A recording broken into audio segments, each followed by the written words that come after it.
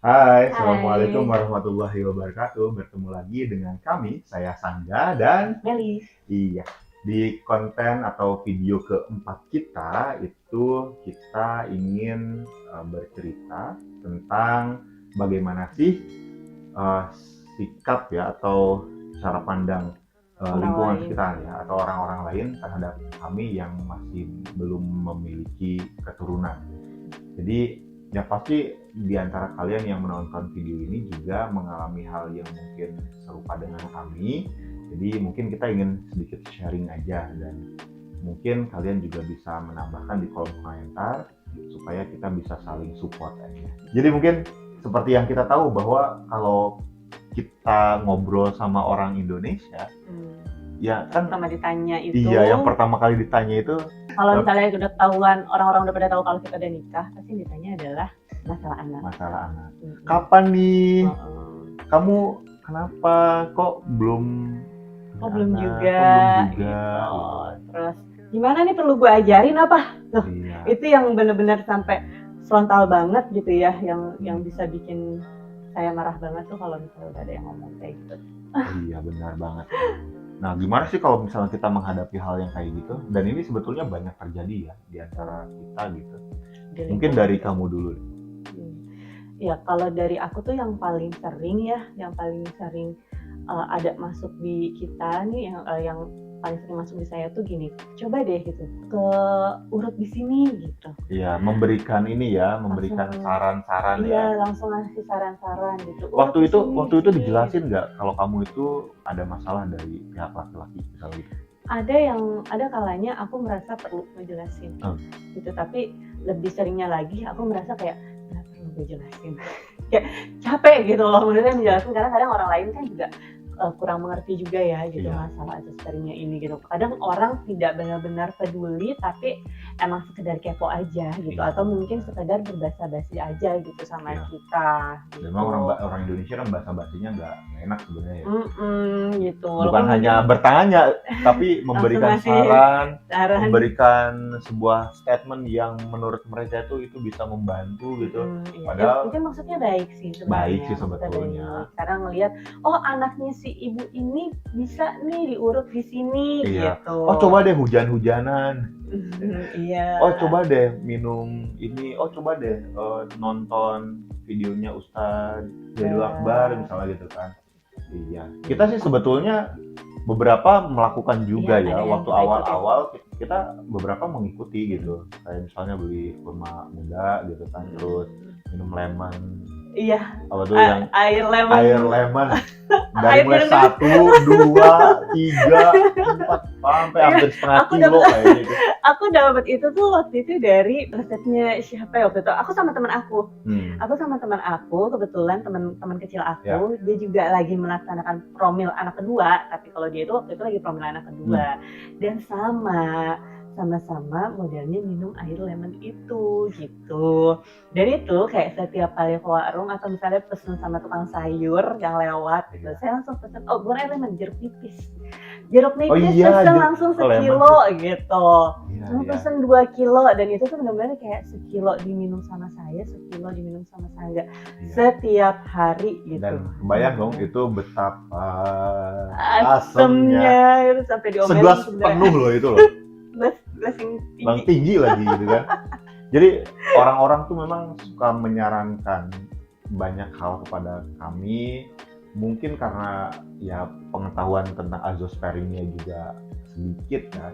Karena seperti video kita sebelumnya yang saya menjelaskan bahwa hanya 1% orang yang terkena Mengalami azoospermia itu. ya yang mengalami itu gitu kan. Jadi orang-orang juga banyak yang nggak tahu. Iya. Dikiranya kalau misalnya nggak hamil itu ya udah hujan-hujanan aja, ya udah coba ini, coba itu gitu kan. Padahal kan setiap kasus itu Penanganannya mempunyai beda-beda. penanganan yang berbeda-beda gitu ya. Mungkin berhasil misalnya kayak urut-urut tradisional gitu ya, mungkin berhasil dia memang kasusnya di perempuannya, misalnya kondisi rahimnya Betul. kan dibilang katanya oh dibenerin nih posisi rahimnya yang kayak Mhm. gitu-gitu gitu ya. Mungkin di beberapa orang berhasil gitu mungkin, tapi di kami awalnya saya sempat Diurut. mau diurut, Iya. iya Nah, sekali itu waktu kita belum tahu kalau kita ada masalah di iya. asuspermia gitu. sempat saya ngalamin diurut sekali, terus oh ya udah gitu kan, berhubung waktu itu juga saya pikir nggak sakit juga ya nggak apa-apa, itu di dekat rumah orang tua saya gitu. Nah tapi pada akhirnya ketika suami diketahui azoospermia, terus kan kita jadi mikir, nah kalau misalnya masalahnya di suami terusnya diurut perempuan, nyambungnya di mana gitu ya kan. Iya, Kita benar. lama-lama ya kita jadi berpikir juga gitu, sampai akhirnya oh ya udah kalau misalnya emang ada orang yang ngomong kayak gitu kadang. Tapi kalau misalnya dijelasin nanti mereka akan bilang ya dua-duanya lah yang diurut gitu, suaminya juga diurut gitu. Cuma kan kadang suami kita mikirnya oke, ini suami itu punya masalah azoospermia, ada varikokel, mau diurut di bagian mana gitu. Sementara rata-rata yang tukang urut itu kan ibu-ibu gitu ya, jadi pasti tidak mungkin urutnya misalnya di punggung gitu ya, atau misalnya diurutnya cuma di perut di bagian depan gitu. Kalau perempuan mungkin diurutnya di bagian depan sini gitu ya kan. Nah sementara masalahnya laki-lakinya itu kan mulai dari testis sampai ke penisnya gitu. Nah terus kita mikir, lah dia mau diurut di mana gitu kan, saya sebagai istri nggak rela gitu ya. Yang seperti itu gitu, jadi tidak bisa Digeneralkan lah ya. Iya, mungkin bisa untuk beberapa kasus. Betul. Ya termasuk Kita gitu, mungkin kurma tidak. muda misalnya, itu mungkin akan manjur bagi orang-orang yang memiliki gangguan infertilitas yang lain. Iya. Kan ada azo, ada tetra, ada oligo gitu kan, ada macam-macam tuh. Mungkin untuk vitamin yang ini misalnya cocok untuk infertilitas yang apa gitu kan. Karena kan yang masalah di sperma itu bisa jadi jumlah spermanya sedikit gitu, Iya, kurang. ada juga itu. Atau ada jadi kalau misalnya jumlah spermanya sedikit berarti kan membutuhkan asupan nutrisinya yang apa-apa gitu ya, yang mungkin betul. memang itu ada di dalam kurma muda gitu misalnya. Nah terus ada kalau juga testisnya panas misalnya hujan-hujanan itu ya, nyambung gitu, itu masuk bisa, gitu. Tapi memang orang-orang di lingkungan kita itu kadang-kadang kalau misalnya mereka kepo dan memberikan saran-saran itu ya itu mereka tidak mengerti, sepengetahuan mereka aja gitu. Padahal ya itu infertilitas itu ada banyak jenisnya. Betul, gitu ya. Ada banyak banget ternyata. Iya. Dan tidak bisa digeneralkan. Tapi kita berterima kasih sekali sebenarnya untuk banyak orang yang memang peduli sama kita dengan ngasih saran-saran macam-macam gitu ya. Tapi mohon maaf bukan berarti kita menganggap remeh gitu ya, atau menyepelekan atau apa gitu ya, karena kan biar bagaimanapun juga kita perlu menyaring berbagai informasi yang masuk ke kita gitu. Karena kalau misalnya setiap ada yang bilang si ini datang ke sini terus gitu dia bisa hamil, si ini minum ini bisa hamil, kebayang capeknya kita warawiri sana sini nyoba sana sini gitu, tapi tidak dicari sebenarnya masalah kita tuh ternyata berbeda dengan kasus-kasus tersebut gitu. Jadi setelah akhirnya kita minum jeruk nipis sampai 1 kilo per orang itu, kemudian kita mulai berpikir lagi. Sebetulnya bukan hanya jeruk nipis loh, kita itu banyak banget melakukan madu-maduan. Iya, kayak madu-maduan itu udah banyak gitu kan, terus vitamin gitu kan. Jadi ya terima kasih kepada yang sudah merekomendasikan. Jadi bukan berarti kita nggak ngejalanin, kita jalanin. Cuma kan kita nggak sharing kemana-mana, kita nggak cerita. Tapi ternyata belum berhasil. Iya, tapi usul saya sih ya, kalau misalnya kan kita tahu bahwa masalah infertilitas itu banyak. Jadi kalau misalnya ada orang yang belum memiliki keturunan, selain karena dia memang child free ya, gitu kan, ya lebih baik kita doakan saja gitu. Yang terbaik. Jangan sampai kita itu kayak merekomendasikan ini dan itulah gitu kan. Mungkin rekomendasi ini dan itunya ditahan dulu. Kalau mau merekomendasikan, kalau emang orangnya nanya. Ya, kalau misalnya orangnya nanya baru tuh direkomendasikan nggak apa-apa.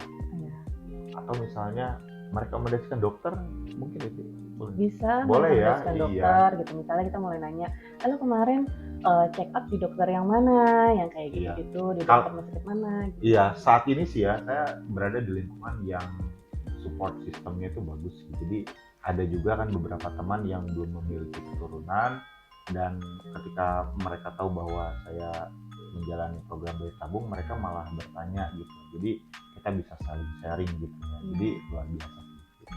Benar, alhamdulillahnya sekarang support system kita, lingkungan kita sudah jauh lebih oke lah gitu. Walaupun memang Kita sih sebenarnya agak yakinnya di belakang kita mungkin ada aja gitu, kayak misalnya di tetangga-tetangga mana yang kayak gitu-gitu ya. Mungkin masih ada pertanyaan gitu ya di antara mereka gitu. Mungkin ada juga yang berpikir oh mungkin mereka berdua masih asik berdua gitu, Iya. misalnya malah masih belum punya anak gitu, masih kepengen pacaran dulu gitu ya, karena kita ini udah mau 7 tahun tapi masih belum dikasih keturunan gitu. Tapi ya sudah gitu ya, karena memang sebenarnya pada dasarnya karena emang di mindset orang-orang kita kan lebih ke yang kata level kebahagiaan orang yang sudah menikah itu adalah ketika mempunyai anak. Iya. Gitu. Jadi ketika dikatakan, oh Melisandra belum punya anak nih, aduh kasihan banget ya gitu. Terus begitu ada juga gitu tatapan-tatapan seperti itu gitu ya, yang menyatakan oh iya ya udah yang sabar aja gitu, lebih kayak gitu gitu. Walaupun kita sebenarnya udah di tahap nggak gimana-gimana gitu ya Iya. gitu. Bukan lagi yang di tahap baper gitu segala macam. Pernah ada di tahap itu, pernah Pasti. gitu pasti di awal-awal kemarin itu ya, apalagi setelah setelah kita tahu gitu ya masalah kita apa ya gitulah, sempat ada drop gitu, sempat ada yang sedih gitu, bahkan salah satu ibaratnya kayak inner circle-nya saya gitu ya, yang nikahnya tuh padahal duluan gue, kok tau-tau dia duluan sih yang punya anak, yang kayak Berapa gitu. kali kamu nangis ya? Iya, bahkan sampai Raisa yang artis itu nikah, habis itu nggak lama dia punya anak, pas dia hamil itu gue nangis sih. Tasya Kamila. Kenapa saya lama sekali ya? Iya gitu. Itu Ada di fase itu. Jadi kalau misalnya ada orang yang bertanya kapan punya anak, itu tuh benar-benar kayak zep banget gitu. Sebenarnya itu menyakitkan sekali. Iya. Karena sebenarnya kita juga mau kok punya anak gitu, tapi ya kalau misalnya ditanya kita mau kapan punya anak, lo nggak tahu. Tapi lucunya gitu ya. gini loh, ketika ada yang nanya kapan lu punya anak, lu gimana, lu kan mau punya anak enggak? Terus kan saya jelaskan kan, oh, kondisi saya tuh begini gini. Dia dengan emang ada ya kayak gitu ya? Nah itu berarti itu lu kurang ini aja kali, kurang istirahat, kecapean, otak lu panas. Gitu kan? Ya Nah, ada aja kan yang kayak gitu. Jadi ya karena memang tidak ada pemahaman seperti itu gitu. Iya. Apalagi di yang generasi di atas kita ya. Betul. Gitu loh. Kan orang zaman dulu tuh kayaknya nggak ada ya masalah-masalah. Mungkin Ada tapi sih banyak. memang tidak terdeteksi karena tidak cek ke dokter juga. Iya ya betul. Dan waktu itu juga kan biasanya yang disalahkan adalah perempuan. Ya. Jadi benar. laki-laki itu kayak sangat superior sekali gitu, seolah-olah tidak ada masalah ada ya. masalah, padahal sebenarnya kalau masalah infertilitas di laki-laki itu lebih banyak banget ya, lebih banyak loh. Jadi kalian yang menonton ini yang laki-laki coba cek. Nah, kalau dokter bilang itu masalah infertilitas itu 30% pihak perempuan, 30% pihak laki-laki, 30% dua-duanya bermasalah, dan 10% itu unidentified. Ya, jadi dua-duanya sehat secara medis atau segala macam, tapi memang belum dikasih keturunan aja gitu. Dan itu yang dinamakan dengan unidentified gitu. Jadi memang perlu dua-duanya tuh mesti kompak gitu ya dalam menghadapi omongan tetangga, omongan keluarga besar maupun omongan teman-teman sekitar gitu. Sedang bertanya. Iya. Oke, mungkin sekian dulu konten dari kami. Kami akan nanti membawakan beberapa cerita lagi ya yang berkaitan dengan masalah infertilitas ini. Iya. Oke, terima kasih banyak. Jangan lupa like, subscribe, dan kalau ada pertanyaan silahkan untuk tulis pertanyaan kalian di kolom komentar. Terima kasih banyak. Sampai bertemu lagi di konten berikutnya. Bye. Salam dua garis. Nah.